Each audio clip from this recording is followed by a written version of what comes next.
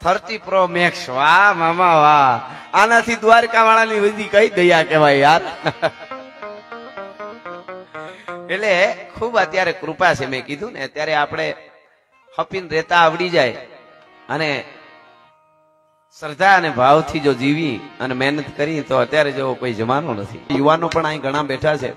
આપણી અવિરાત, આપણી ખમીરાત જેને જેને બલિદાનો આપ્યા છે એને આપણે ભૂલશું નહીં ને. એટલે સુરવીરો હજી અવતાર લેતા રહે ને જોગમાં આવું છે એ પણ આપણી હારે રહે. એટલે કહેવાનો અર્થ એ છે કે જે ટીંબે ઊને તમે બેઠા છે, વીરા ગામના ટીંબે ઊન તમે બેઠા, અહીંયા બનેલી વર્ષો પહેલા બનેલી ઘટના એના ઉપર થોડો પ્રકાશ પાડું તો એ વખત જૂના જમાનાની વાત હતી. આજ પણ આ ગામડાઓ જોઈ આવા લાગે. એ વખત કેવો હોય છે ને, એ વખતે એક અડીખમ આયર પોતાની જમીનને ખેડી ધરતીના કાળજાની માથે હળ આંકી જમીનમાં વાવી અને પોતાના પરસેવાનું પોતે ખાય, ઠાકરનું ભજન કરે, જોગમાયાનું ભજન કરે, જગદંબાના માં હરસિદ્ધિના જેને કહેવાય ધૂપેલિયા હાંજાવાર ફેરવતો હોય છે એ અડીખમ આયર. અને પોતાનો આનંદ પોતાની રીતે જીવે, મોજ મજા ભજન. અને પોતાની વાડીએ હાથીડા જોડેલા છે અને બરાબર એમના ઘેરેથી આયરાણી છે, એની પવિત્ર આયરાણી એમનું ઓઢણું ઓઢેલી એવી જોગમાયા જેવી આયરાણી ભાત લઈને આવે. પણ એની હાલમાં ચાલવામાં આજ કઈક જુદો વાળો દેખાતો હતો. એટલે આમ છેટેથી આયરાણી હાલે આવે ત્યાં કીધું કે આયરાણી આજ કેમ આમ હાલમાં ફેર લાગે છે, આજ ઉતાવળી કેમ હાલે છે? એટલે કીધું કે ગજબ થઈ ગયો આપણા ગામમાં આજે. એટલે કીધું શું એવો ગજબ થઈ ગયો? તો કે વિધર્મીઓ લૂંટારાઓ છે એ આપણા ગામની ગાયું થણ વાળી અને જોયા ગયા છે, માવડીઓને વાળી ગયા, ગાવડીઓને વાળી ગયા. પણ એક ખેડૂત તરીકે રહેવા વાળો એ આયર જેનું નામ દાનાભાઈ હુંબલ, દાના હુંબલ, એક ખેડૂત તરીકે જીવવા વાળો માણા, હાથીડા હાંકી અને ધરતીમાં ખાવા વાળો માણા. પણ એને જયારે કાને વાત પડી કે ગાયું માતાજીને દુશ્મન લૂંટારા વાળી જાય છે અને મૂછડિયું મળી ફરાક ફરાક ફરક મુસડિયું થવા વાય ફરકે મુસડિયું અને રયણ જબુકે દંત જોઈ લ્યો પટોળા વાળ્યું. આ તો લોબડિયાળીનો કંથ વીરભદ્ર નામનો ગણ જેમ હોય શંકરનો એવું રૂપ મીંડું આયરનું થવા. અને કીધું કે હું જાઉં છું. તો કે ઈ વિધર્મીઓ, ઈ રાક્ષસો ટાણે ટાણે અડધો અડધો ઘેટો ખાવા વાળા છે, ટાણે ટાણે અડધો ઘેટો ખાવા વાળા છે. આયર એને એકલા કેમ જીતી હકશો ને ગાયુંને વાળી હકજો? તો કે ટાણે ટાણે અડધો ઘેટો ખાવા વાળાને મારી આ ભવાની માં તરવાર, મારી આ તરવાર એક એક ઝાટકે એક એક ને નો ખાય તો આજ માં હરસિદ્ધિ મારા કાંધે હાથે બેઠેલી નો કહેવાય, મારી તરવારે બેઠેલી નો કહેવાય. હું દાનો હુંબલ છું. અને ભાઈ ગડગડતી દોટ મૂકી એનું રૂપ બીજું જોયું. ગામના પાદરમાંથી નીકળ્યો એટલે દરબાર એક રાજપૂત ધરાશીશ તો ધરે મરે પણ ખેદન મૂકે, ભાગે નહીં સો લરે સુરબદ કદી ચૂકે, નિરાધાર કો દેખ દિયે ગાધાર ગાપ બલ અડગ બચન ઉચાર, સ્નેહ में करे नहीं छल पर प्रिया संग भेटे नहीं, અને ધરત ધ્યાન ગવ ધૂત કો કવિ સમજ ભેદ પિંગલ કહે કે યાય ધર્મ રજપૂત કો. એવો એક રાજપૂત, એક દરબાર, એને ખબર પડી દોડતા આયર ને દાના હુંબલ ને જોયા. એટલે કીધું કે ક્યાં જાવ છો? પટેલ ની સાપ, આપણે આયરમાં સાપ હોય ને ઘણી પટેલ ની, પટેલ ક્યાં જાવ છો? અરે ગાયું વાળી ગયા, દુશ્મનો લૂંટારાઓ જાય છે અને રાક્ષસોને હિમાળો ન વટવા દેવાય. અને ઈ વખતે કીધું કે આયર નો દીકરો જો ગાયું માતાજી માટે હાથમાં તરવાર લઈ લડવા જાતો હોય તો હું પણ ક્ષત્રિય નો દીકરો મારાથી કેમ બેહાય? અને એને ગડગતી દોટ મૂકી તરવાર ખેંચી અને બે જણા કહેવાય છે કે વીરાથી આગળ સીમાડે ગાયું નું ધણ વાળી અને લઈ જતા લૂંટારો ને આંબી ગયા. પડકારો કર્યો એટલે ઓલાએ કીધું પાછા વળી જાવ, ઘેરે બાયું રાહ જો હે, તમે બે જણા ને અમે આટલા. અને ત્યારે કીધું તું કે તમે ગમે એટલા હો પણ આ તરવાર ને ઝાટકેથી માવડીઓને પાછી નોવાળી તો વીરાની ધરતીનું પાણી લાજે, ભલા માણસ આ ધરતીનો ટીંબો લાજે. અને હાવજ બે લાગણા હોય એમ ખાબકા. ત્યારે કહેવાય છે રાજપૂત જે દરબાર હતા એનું તો ઇતિહાસમાં નામ છે, પાળીઓ છે, નામ નથી મળ્યું. પણ દાના હુંબલ અને ઓલો રાજપૂત દરબાર એ બે લડતા હતા ત્યારે ડગલા કેવા માંડ્યા છે, અમારી ભાષામાં કેવું હોય તો પંજા નાખતો ગાવીયો સિંહ ડાલા મતો કાળ જાળ ચાટાળો હાલીયો તેતો ડુંગરા ધણ હાથિયા ડુંગરા ધૂંધ હાલીયા પથીરે માથે લાગીયા કેતારા કેતા અરે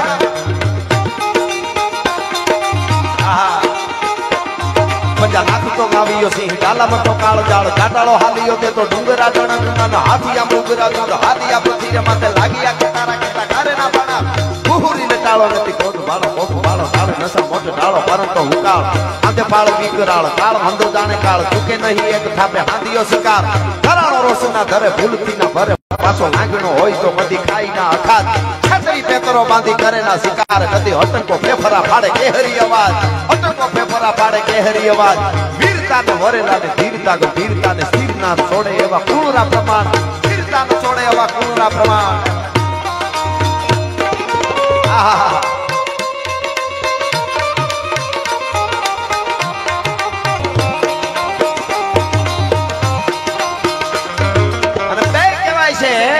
કે દાના બાપા ઉમલ અને ગ્રાહીઓ રાજપૂત એ બે લડ્યા અને લડતા લડતા લડતા બે જણા ઓલા એટલું મોટું ટોળું હતું એના ઉપર ભારી પડ્યા કેટલાના ભોડા રેડવી નાખ્યા કેટલાને ઘાયલ કર્યા ઓલાને ખબર પડી આ તો બે શંકરના ગણ જેવા લાગે છે કાળની દાઢ જેવા લાગે છે આ આયર અને આ દરબાર ભાગો ભાગો ગાયું નથી વાળવી એ ગાયુંના ધણને પાછું વાળ્યું અને પોતાને થોડા થોડી ઈજાઓ થઈ ઘાયલ થયા પણ એમાં બહુ ફેર ન પડ્યો એ પાછા જયારે વળ્યા ને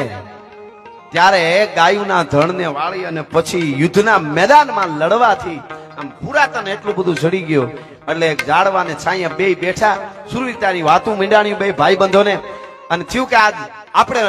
માતાજીને બચાવી લીધી એનો પોરાહ છે એ પોરાહમાં બે સૂંગી હળગાવી અને સૂંગી પીતાતા ઝાડવે બેઠા બેઠા પણ લૂંટારાઓ જે હતા એ બહુ કવાજી હોય એનું એક ટોળું ગાયુંને હાકીને જાતું હોય તો બીજા આડાવાળા ટોળે ટોળે ટોળે હતાયેલા હોય એ હતાયેલા જે લૂંટારા બેઠા હતા એમણે બંદૂકના ભડાકા કરી અને બેયને ગોળીએ દગો કરીને ગોળીએ દીધા દાના બાપા ઉંબલ અને એ દરબાર બેય ગાયું માતાજીને વાળી લીધા પછી દગાથી બેયના જીવ બે ગુમાવ્યા શહીદ થયા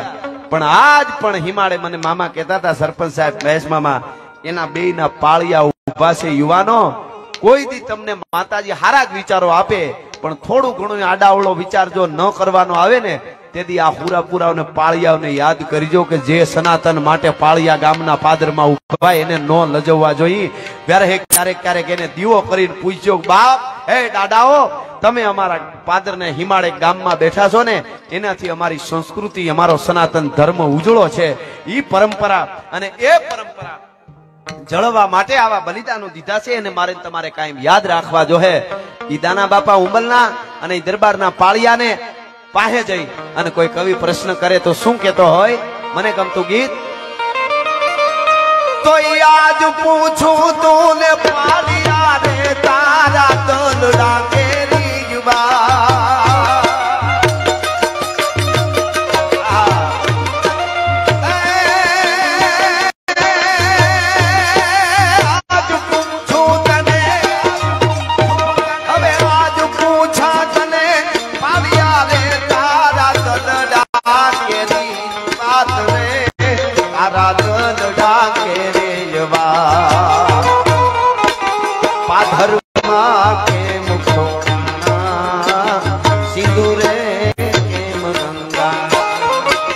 પાધરમાં તમે કેમ થોડાના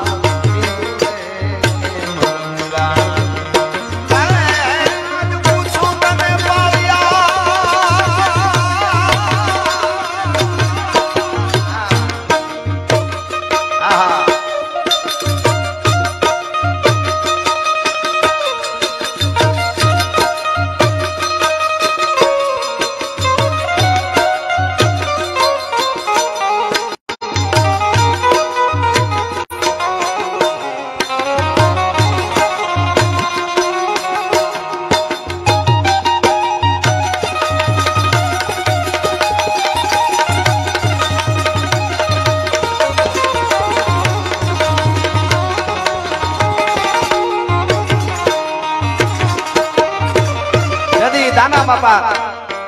દાના આપા હુંબલ એમ કહે છે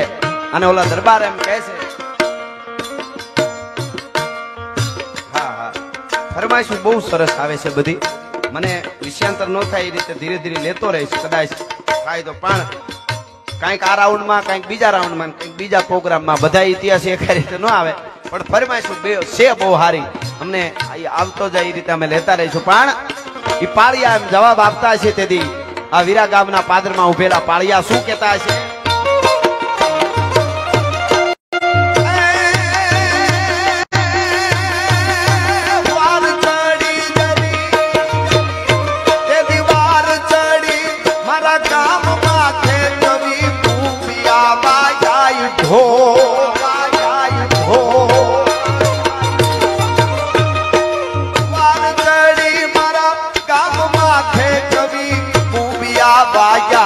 ઢોલ કવિ રાજકુંભિયા વાગ્યા અવની મોર બાબુતા થયા તેથી અમે આઈ થોડા ગાયું હાટું લડવા ગયા તા માટે અમે આઈ થોડા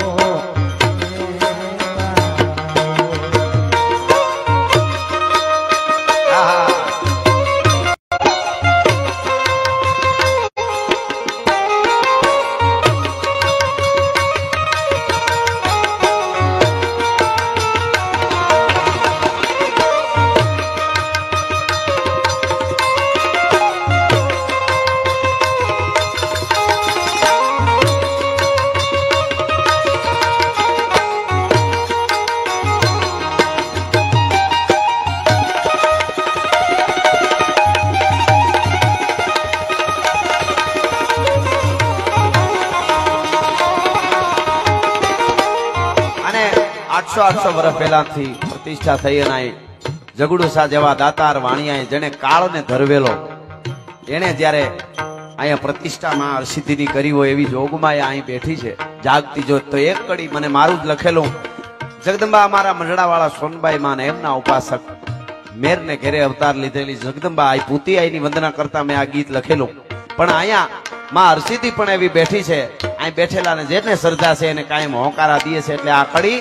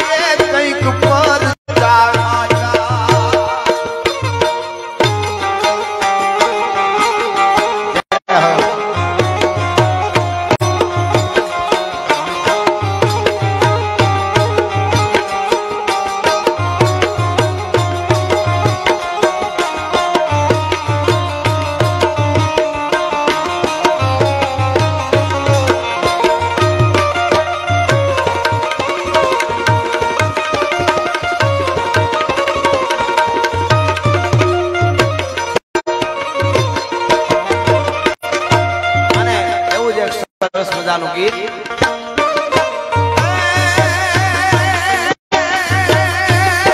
સાવ સુવાળો આવ હુવાળો નથી આ રાજો આ ભારતે કાયર દે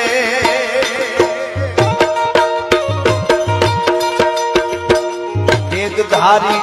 તરસૂળધારી મારો ચક્રધારી વાસુદેવ હિંગાણા ધૂપ દીધા છે ગીતાજી ના પાઠ પીધા છે હિંગાણા ધૂપ દીધા છે ગીતાજી ના પાઠ પીધા છે